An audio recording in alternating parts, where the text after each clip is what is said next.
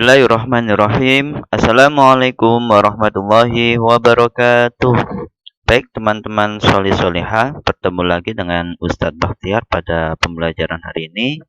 Kita akan belajar tentang hidup rukun dalam perbedaan. Sebelum kita mulai materi pada hari ini, marilah kita membaca basmalah dan sholawat Nabi bersama-sama. Bismillahirrahmanirrahim. Allahumma sholli ala Sayyidina Muhammad wa ala ali Sayyidina Muhammad. Sekarang coba perhatikan ada pernyataan seperti ini ya. Pelangi terlihat indah karena warna yang berbeda-beda. Hidup berbangsa dan bertanah air terasa indah jika hidup rukun walaupun berbeda-beda. Kita ketahui bersama-sama bahwasanya pelangi itu warnanya bermacam-macam ya. Banyak sekali warnanya sehingga pelangi tersebut terlihat indah. Begitu juga dengan dalam hidup berbangsa dan bertanah air di negara kita ini.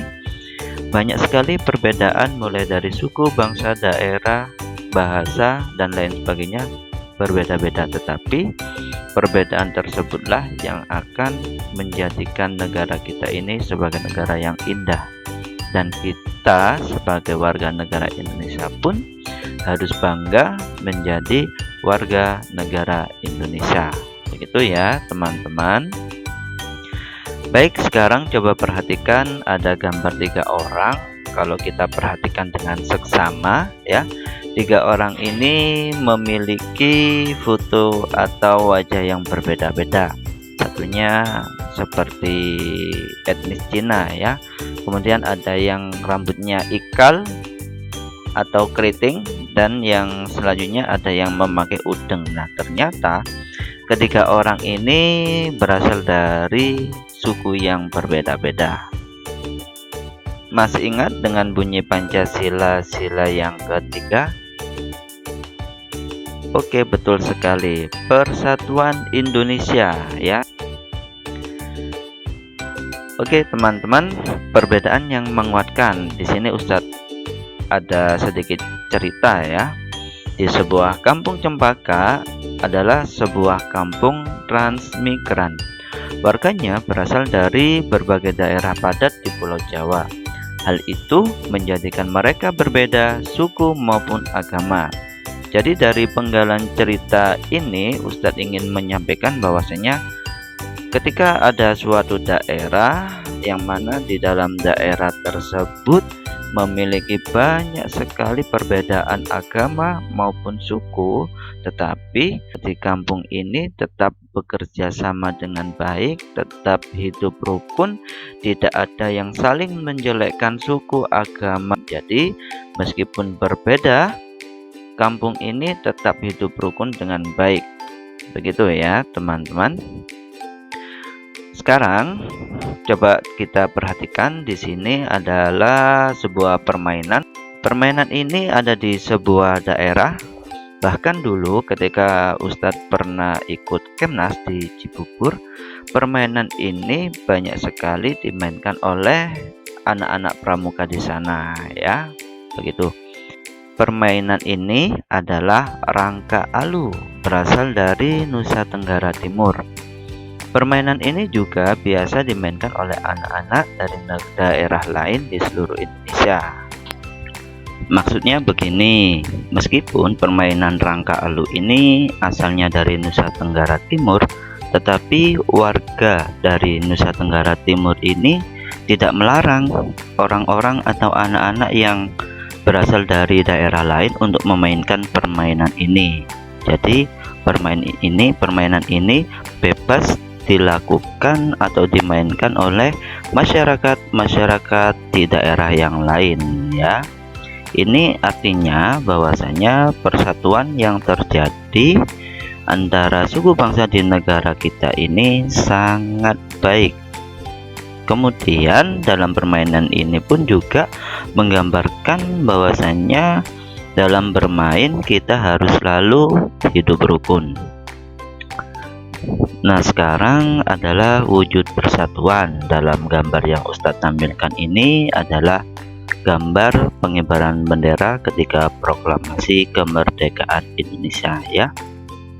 Dalam wujud persatuan ini sama seperti pengamalan Pancasila sila yang ketiga, yaitu mengikuti upacara bendera, hidup rukun, memakai produk lokal, melestarikan budaya daerah. Nah, ini adalah wujud dari persatuan.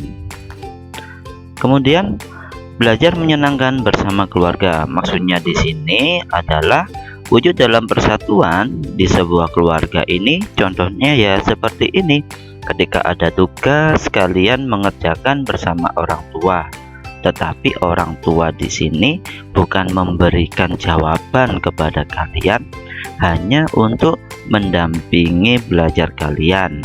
Kecuali kalau ada tugas yang memberikan perintah atau petunjuknya diminta untuk berdiskusi dengan anggota keluarga, dengan semua keluarganya, itu boleh. Begitu ya teman-teman. Baik, sekarang kita lanjut ke tugas hari ini ya. Kita perhatikan bersama.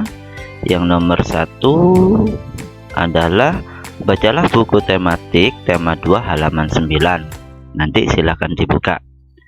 Kemudian ceritakan tentang bacaan tersebut sesuai bahasa kalian sendiri. Oke, sekarang yang dimaksud dengan bahasa kalian sendiri adalah kalian baca dulu ya, biar nanti mudah untuk menceritakan. Baca diulang sampai 3 kali, kemudian ceritakan kalimat yang kalian tuliskan nanti di buku ya. Maksudnya ceritakan ini menulis di buku. Ini nanti gunakan dengan bahasa kalian sendiri. Jangan sampai meniru sama persis seperti yang ada di dalam buku. Kalau sama persisnya hanya penggalan kalimat saja nggak apa-apa. Nanti lanjutan dari penggalan kalimat itu gunakan dengan bahasa kalian sendiri. Yang nomor 3 sekarang. Cerita ditulis di satu paragraf ya, ditulis satu paragraf tentang penggunaan huruf kapital, kemudian tanda koma dan tanda titik itu harus benar ya. Minimal 5 kalimat, lebih dari 5 kalimat tidak masalah. Yang terakhir adalah foto hasil tugas dan kirim ke Google Form yang telah disediakan. Jadi ceritanya nanti itu kalian tulis satu paragraf minimal 5 kalimat. Kalau sudah selesai, silakan difoto hasil ceritanya dan dikirim ke Google Form yang akan Ustadz sediakan. Begitu ya teman-teman solih-solihah. Tugas hari ini seperti itu. Alhamdulillah pembelajaran kali ini sudah selesai. Mudah-mudahan kalian semuanya bisa menerapkan hidup rukun dalam perbedaan di kehidupan sehari-hari. Semoga bermanfaat. Kita akhiri dengan membaca hamdalah bersama-sama. Alhamdulillahirabbil alamin. Wassalamualaikum warahmatullahi wabarakatuh.